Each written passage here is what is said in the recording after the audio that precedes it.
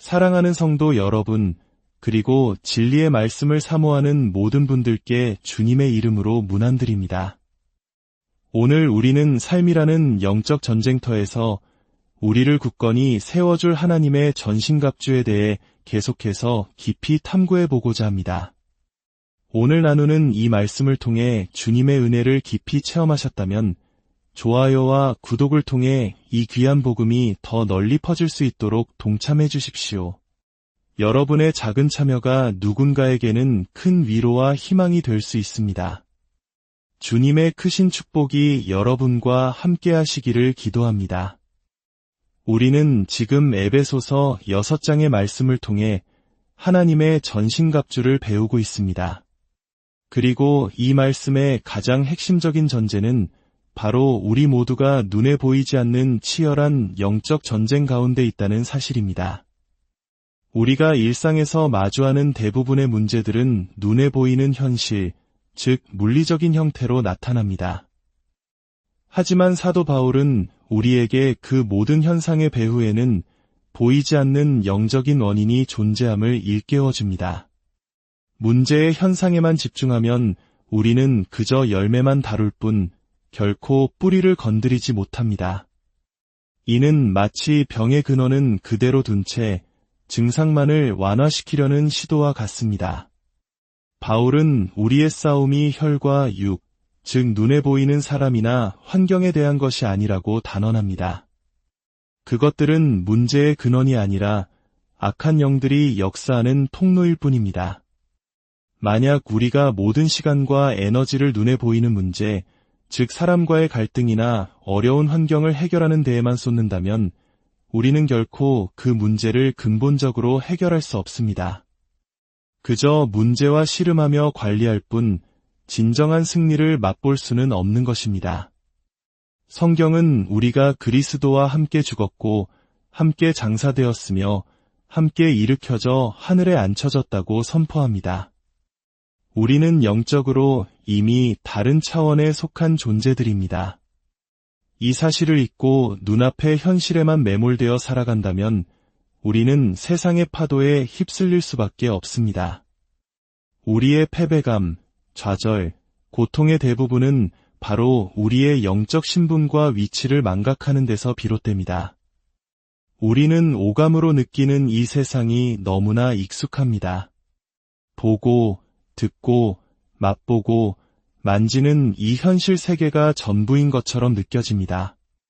영적인 세계는 마치 뜬구름 잡는 이야기처럼 비현실적이고 멀게만 느껴집니다. 그러나 바로 여기에 함정이 있습니다. 눈에 보이는 현실을 영적인 진리보다 우선시하는 순간 우리는 현실의 노예가 되어버리고 맙니다. 바울은 우리에게 반복해서 외칩니다. 굳건히 서라, 굳건히 서라, 굳건히 서라. 이것은 예수 그리스도께서 이미 십자가에서 이뤄놓으신 승리의 기반 위에서 한치도 물러서지 말라는 강력한 명령입니다. 우리는 지난 시간에 성공적인 영적 전투를 위한 첫 번째 무장, 진리의 허리띠에 대해 나누었습니다. 진리란 단순한 사실이나 정보를 넘어선 하나님께 기반을 둔 절대적인 실제입니다. 우리가 진리를 알 때 비로소 자유를 얻게 됩니다. 그리고 이 진리의 기반 위에서 우리는 위의 호심경, 즉 위의 가슴마기를 붙여야 합니다.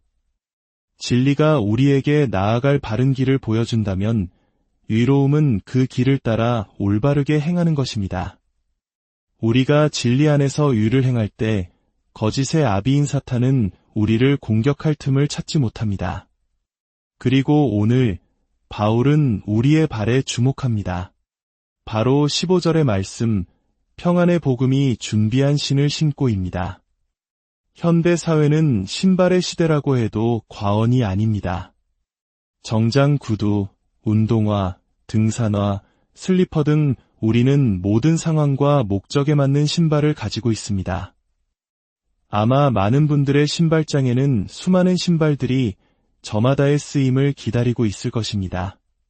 그런데 바울은 우리에게 영적 전쟁에서 결코 벗어서는 안 될 반드시 신어야 할 특별한 신발이 있다고 말합니다. 그것이 바로 평안의 복음이 준비한 신입니다. 여기서 준비한이라는 헬라어 단어는 준비됨, 준비태세를 의미합니다. 즉, 이 신발을 신을 때 우리는 마귀의 어떤 공격에도 맞설 준비가 된 상태가 된다는 뜻입니다. 이 신발의 의미를 더 깊이 이해하기 위해 우리는 당시 로마 군인의 군화를 떠올려 볼 필요가 있습니다. 로마 군인의 군화 바닥에는 오늘날의 축구와 스파이크처럼 뾰족한 징들이 박혀 있었습니다. 이 징의 역할은 아주 중요했습니다. 그것은 군인이 전투 중에 미끄러지거나 균형을 잃지 않고 땅에 발을 단단히 고정하여 안정적인 자세를 유지하게 해주었습니다. 적의 거센 공격에도 쉽게 밀려나거나 넘어지지 않도록 발밑을 튼튼하게 지지해 준 것입니다. 바울이 바로 이미지를 사용하고 있는 것입니다. 평안의 복음의 신을 신는다는 것은 사탄이 우리 삶에 악한 날을 몰고 올 때 그 공격 앞에서 영적으로 미끄러지거나 넘어지지 않도록 우리의 영혼을 굳건히 세우는 것을 의미합니다. 우리 중 누구라도 사탄의 공격에 넘어져 본 경험이 있을 것입니다. 예기치 않은 상황, 사람들의 말, 재정적인 어려움, 건강 문제 등이 우리를 덮칠 때 우리는 안정을 잃고 비틀거리며 쓰러지기도 합니다. 우리의 발판이 흔들리고 미끄러지는 것 같은 절망감을 느낍니다. 바울은 바로 그런 우리에게 굳건히 서라고 외치며 그 비결이 바로 이 특별한 신발을 신는 것에 있다고 말합니다. 이 신발은 우리에게 영적인 안정감을 제공합니다. 어떤 분들은 예수님을 믿으면 더 이상 공격받지 않을 것이라 기대할지 모릅니다. 하지만 그것은 사실이 아닙니다. 오히려 우리가 예수님을 믿고 하나님의 자녀가 되는 순간 우리는 사탄의 주된 공격 목표가 됩니다. 사탄은 우리의 구원을 빼앗을 수는 없지만 우리가 이 땅에서 비참하고 무기력한 그리스도인으로 살아가도록 만들 수는 있습니다. 사탄의 목표는 하나님께서 우리 삶에 예비하신 목적과 공급, 축복들이 나타나지 못하도록 방해하는 것입니다. 우리를 끊임없이 수비만 하는 나약한 선수로 만들려 합니다. 하지만 이제 우리는 공수교대를 해야 합니다. 그 핵심이 바로 평안의 복음의 신에 있습니다. 그렇다면 이 평안이란 과연 무엇일까요? 평안의 반대말을 생각해보면 쉽습니다. 바로 불안, 염려, 걱정입니다. 성경이 말하는 평안, 헬라어로 에이레네는 단순히 아무런 문제가 없는 상태를 의미하지 않습니다. 성경적 평안의 진정한 의미는 어려운 상황 속에서도 영혼의 고요함과 평온함을 유지하는 것입니다.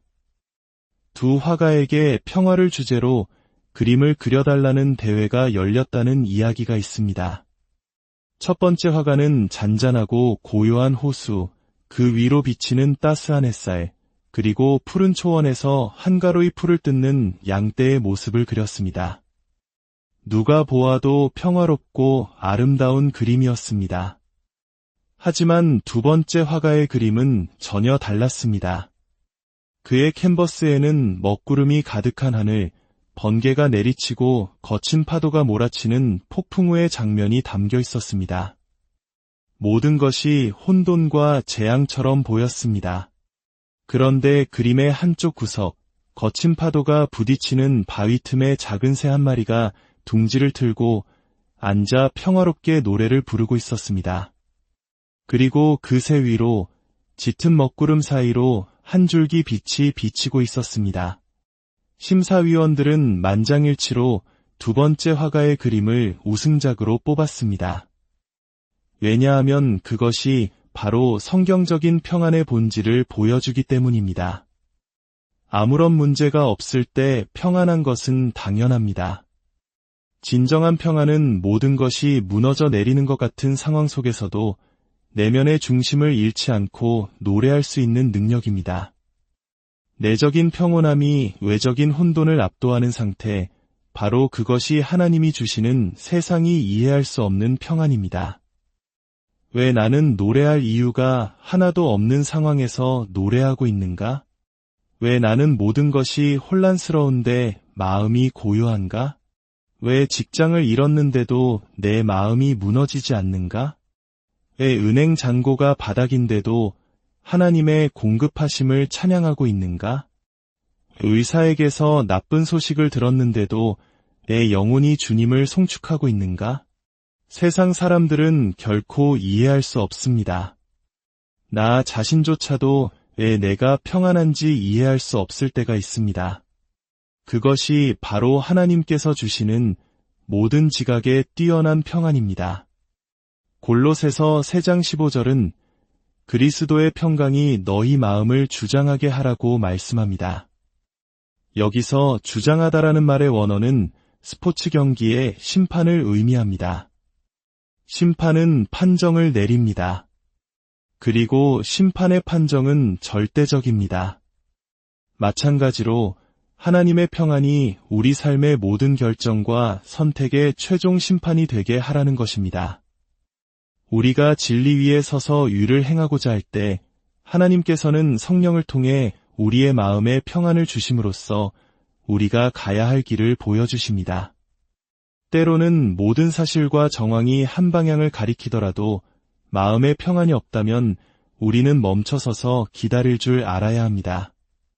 만약 우리 삶의 기본값이 평안이 아니라 염려와 불안이라면 우리는 영적으로 동기화되지 않은 상태이며 평안의 복음의 신을 신고 있지 않다는 증거입니다. 그렇다면 어떻게 이 신발을 신고 끈을 단단히 묶고 결코 벗지 않을 수 있을까요? 바울은 그 해답이 평안의 복음 그 자체에 있다고 말합니다. 우리가 신어야 할 신발은 바로 복음입니다. 복음, 헬라어로 유앙겔리오는 기쁜 소식을 의미합니다. 그런데 이 단어는 당시 일상생활에서 거의 사용되지 않았습니다. 왜냐하면 이 단어는 그 소식이 너무나 좋아서 도저히 사실이라고 믿기 힘든 특별한 경우에만 사용되었기 때문입니다. 그런데 신약 성경에는 이 단어가 넘쳐납니다. 복음, 복음, 복음. 왜일까요? 바로 예수 그리스도의 소식이 너무나 좋아서 믿기 힘든 차원이 다른 기쁜 소식이기 때문입니다. 우리는 복음을 단지 우리가 죽어서 지옥에 가지 않고 천국에 가게 해주는 것으로만 생각하는 경향이 있습니다. 물론 그것은 복음의 핵심적인 부분입니다. 하지만 그것은 복음의 시작일 뿐입니다. 복음은 우리가 이 땅을 살아가는 동안에도 강력하게 역사합니다. 로마서 5장은 우리가 그리스도의 죽으심으로 구원을 받았다면 그의 살아나심, 즉 그의 생명으로 말미암아 얼마나 더 풍성한 구원을 누리게 될 것인지에 대해 말합니다. 데살로니가전서 5장 23절은 이렇게 말씀합니다. 평강의 하나님이 친히 너희를 온전히 거룩하게 하시고 또 너희의 온 영과 혼과 몸이 우리 주 예수 그리스도께서 강림하실 때에 흠없게 보전되기를 원하노라. 이 말씀은 평안이 우리에게 임하는 영적인 메커니즘을 보여줍니다. 순서가 매우 중요합니다. 평안은 몸에서 혼으로, 혼에서 영으로 가는 것이 아니라 영에서 혼으로, 그리고 혼에서 몸으로 흐릅니다. 우리가 예수님을 영접할 때 우리의 영은 새롭게 창조됩니다. 하나님의 본성, 하나님의 DNA가 우리 안에 심겨집니다. 이 영역은 완벽하며 사탄이 결코 침범할 수 없는 곳입니다. 평안, 기쁨, 능력, 거룩함 등 하나님의 모든 속성이 우리의 영 안에 이미 존재합니다. 문제는 우리의 혼입니다. 우리의 혼, 즉 생각과 감정과 의지는 과거의 상처, 죄, 잘못된 가르침, 세상의 가치관 등으로 인해 왜곡되고 손상되어 있습니다. 그리고 우리의 몸은 이 손상된 혼의 지시를 따라 움직입니다.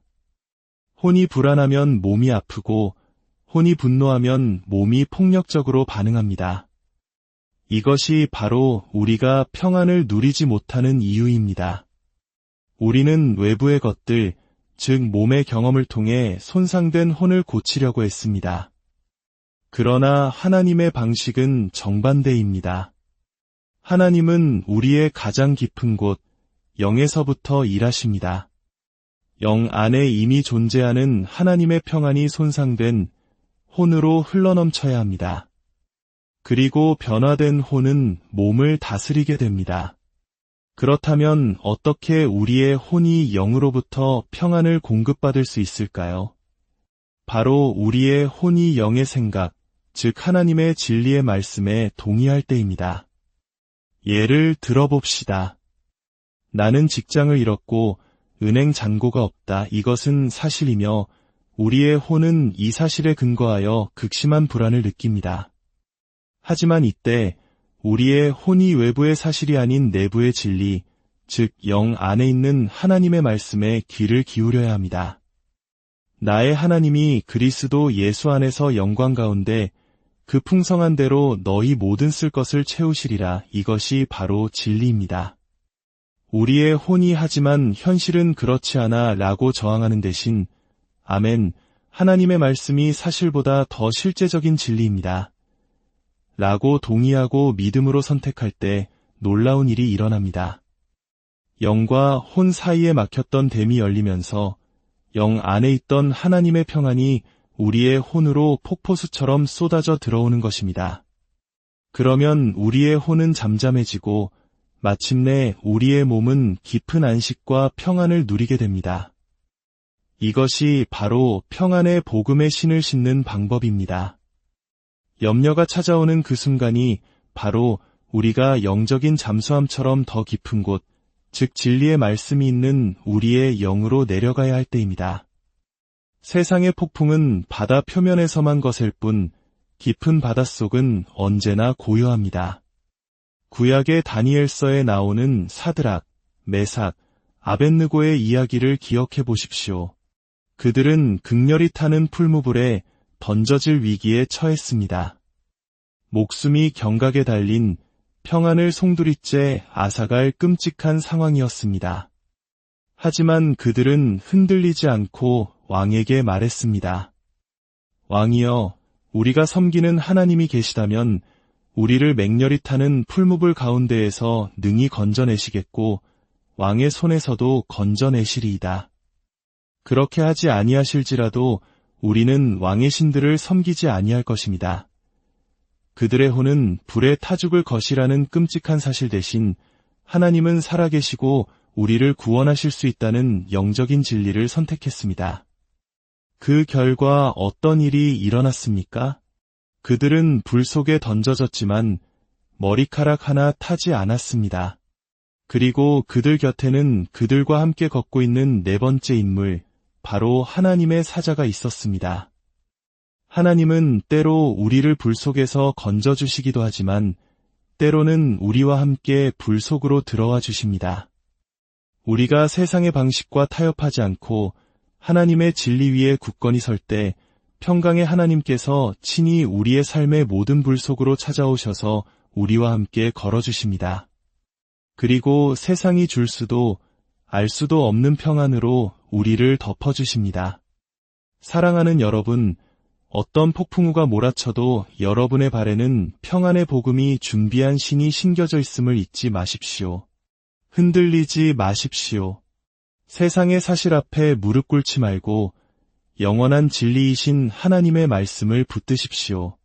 그때 여러분의 삶에 이해할 수 없는 평안이 강물처럼 흐를 것입니다. 주님의 이름으로